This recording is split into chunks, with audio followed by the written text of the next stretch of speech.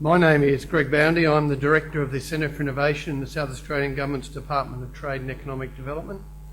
I will be your MC for this afternoon's event. I would firstly like to acknowledge that we meet on the traditional lands of the Kaurna people and we respect their relationship to these lands. From a procedural point of view, I just point your attention to the exits at the rear, and also if you needed facilities are near the top of the stairs as you came in. The South Australian Centre for Innovation is a delivery arm for a range of innovation-flavoured services and programs to industry. It is delivered in a collaborative model through offices in the north and south of Adelaide, at Mawson Lakes and Science Park respectively, as well as through my team in the department. A number of Centre for Innovation staff are here this afternoon, and you may wish to have a chat to them at the conclusion of formal proceedings to learn more about our services. I would like to especially welcome Emeritus Professor Max Brennan, the former Chief Scientist of South Australia, who has been the keen promoter and influencer of this activity. So welcome, Max.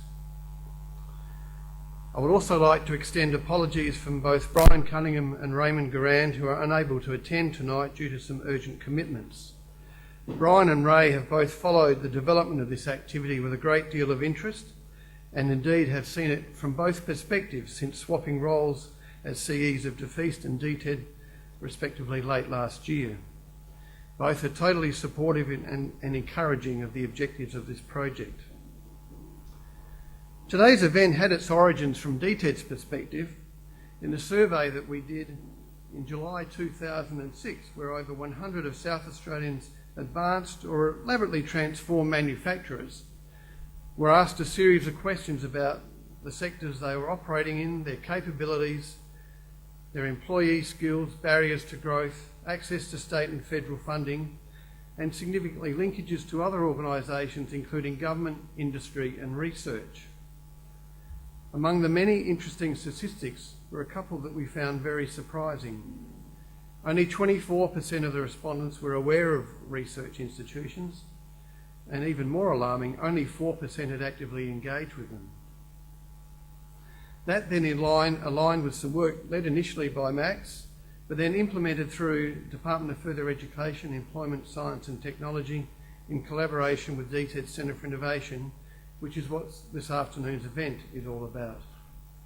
Indeed, the collaboration between the two government agencies is symbolic of the more collaborative nature in which we should all be operating in the future.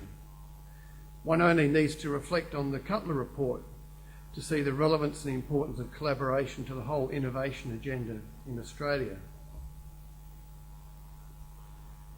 The format of this afternoon's proceedings is that Dr. Kristen Alford from Bridge 8, who was commissioned to undertake the capability mapping exercise, will give a presentation of the findings.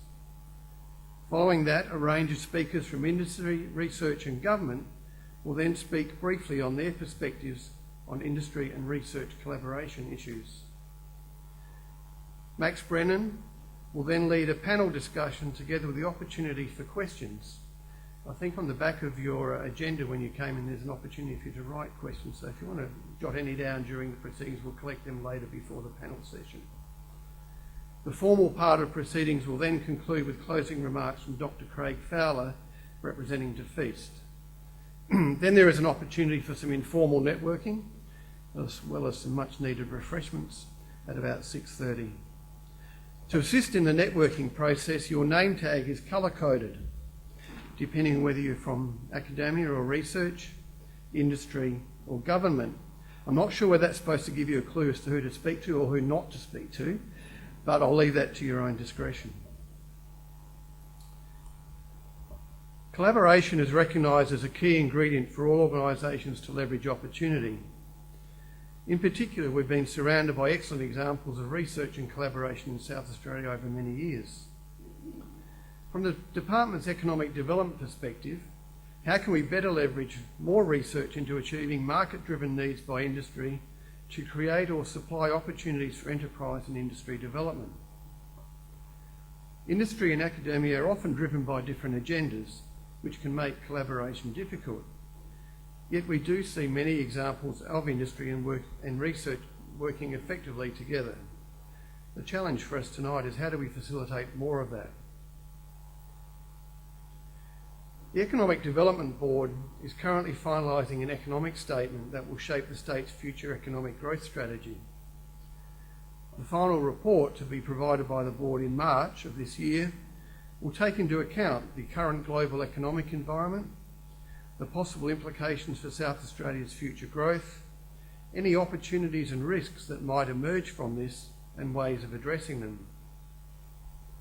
South Australia's sustained performance and growth will depend on its ability to investigate and secure new areas of economic activity, built on its existing, already recognised foundation of newer, knowledge-based industries, built on its more traditional strengths of agriculture and manufacturing, and looking also to our regional neighbours for export opportunities.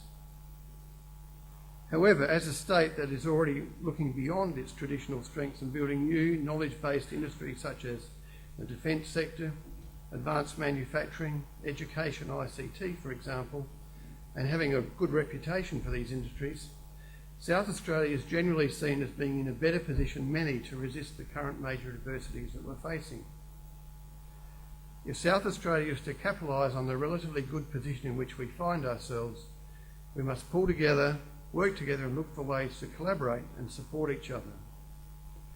Business must be innovative, creative and smart.